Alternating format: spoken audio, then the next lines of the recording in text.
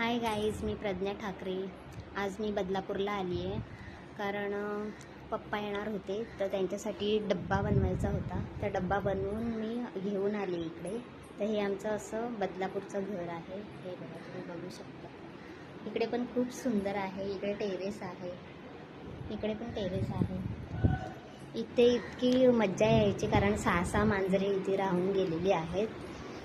हे इकडचं किचन आणि इतकी मज्जा यायची ना, मांजरं होती तेव्हा खूप. ते सगळ्या आठवणी आहेत. तर मला खूप आठवण येते त्या दिवसांची.